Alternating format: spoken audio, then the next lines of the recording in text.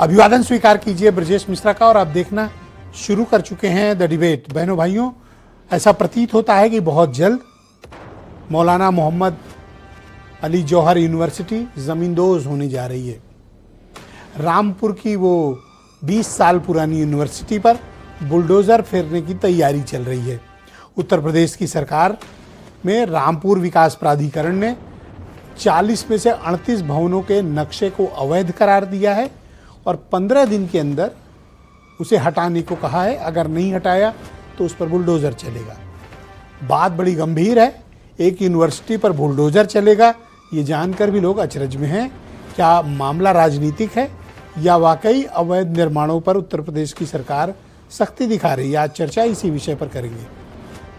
बहनों भाइयों, 20 साल पुरानी एक यूनिवर्सिटी पश्चिम उत्तर प्रदेश की एक बेहतरीन यूनिवर्सिटी में से एक गिनी जाने वाली मौलाना मोहम्मद अली जौहर यूनिवर्सिटी रामपुर के 40 में से 38 भवनों पर, बिल्डिंग पर बुलडोज़र चलाने की पूरी तैयारी हो गई है।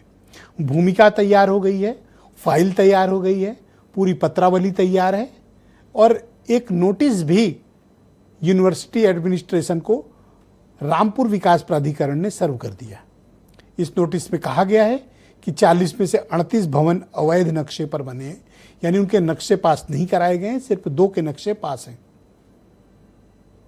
अब रामपुर विकास प्राधिकरण का ये कहना है कि चूंकि ये अवैध हैं, ये निर्माण अवैध है, लिहाजा यूनिवर्सिटी एडमिनिस्ट्रेशन अवैध निर्माण को खुद ही हटा ले, खुद ही ध्वस्त कर ले, वरना उनके खिलाफ शमन की कार्रवाई की जाएगी।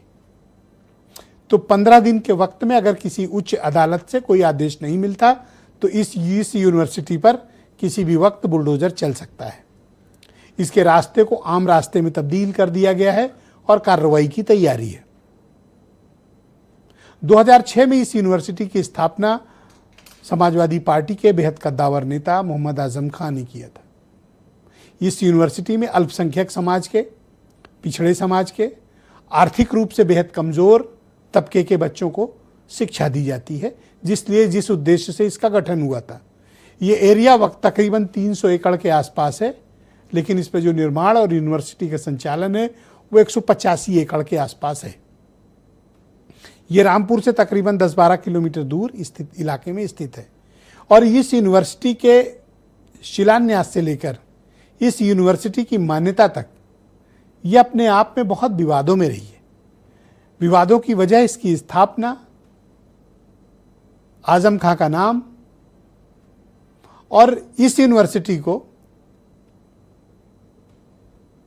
भारतीय जनता पार्टी का जब केंद्र में शासन हुआ और उनके राज्यपाल बैठे कुरैशी साहब, तब इस यूनिवर्सिटी को उन्होंने संपूर्ण मान्यता देते हुए आजम खां को चांसलर नियुक्त कर दिया था। ये बड़ी अनोखी घटना थी उत्तर प्रदेश की। बहुत लोग भूल गए होंगे कि बीजेपी के गवर्नर ने इस यूनिवर्सिटी को पूर्ण मान्यता देते हुए आजम खां को चांसलर नियुक्त किया था।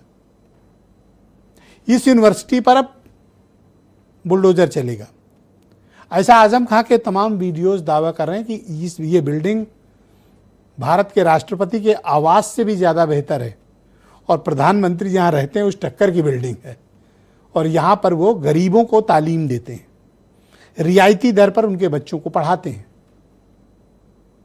अलीगढ़ मुस्लिम यूनिवर्सिटी की स्थापना के पश्चात अल्पसंख्यक समाज से माइनॉरिटीज़ में इससे बड़ी यूनिवर्सिटी प्रदेश में कोई नहीं। तो अब 2-3 तरह के रिएक्शंस हैं। सरकार इसको अवैध बताती है, इस पर कार्रवाई करेगी, लेकिन बुद्धिजीवियों का बहुत एक बड़ा तबका है जो यूनिवर्सिटी पर बुलडोज़र चलाने के खिलाफ है। उनका ये मत है कि अगर ये निर्माण अवैध है, यूनिवर्सिटी अवैध है, कमेटी अवैध है, सरकार इसको अधिग्रहित करे और इस यूनिवर्सिटी का संचालन खुद अपनी स्थापित कमेटी से करवाए।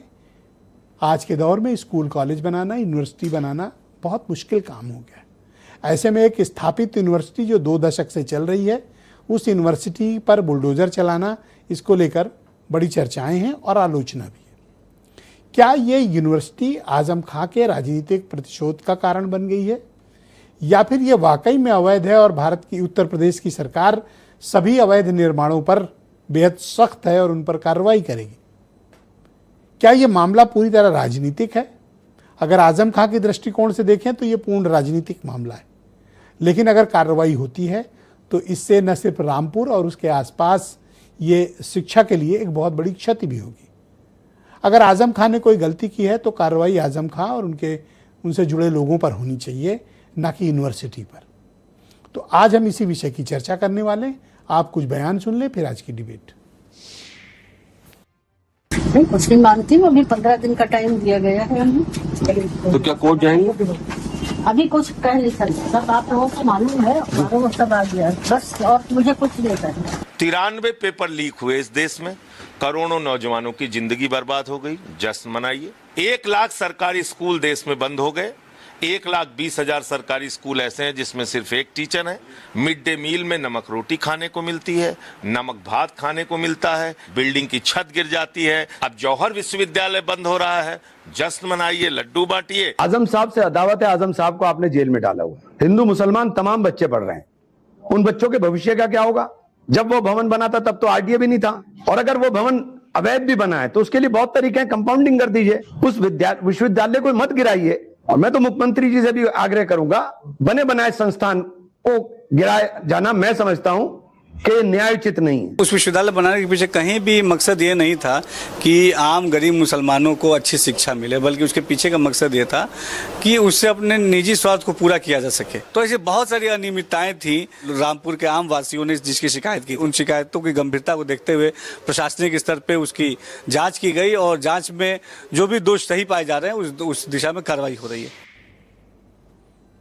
तो बहनों भाइयों, आज की इस चर्चा को आगे बढ़ाएंगे डॉक्टर समीर सिंह, उत्तर प्रदेश में भारतीय जनता पार्टी के प्रवक्ता हैं। इससे मसरफ बहुत ही जाने माने स्कॉलर अश्विनी मिश्रा मेरे साथ मौजूद हैं, कांग्रेस पार्टी के लीडर हैं।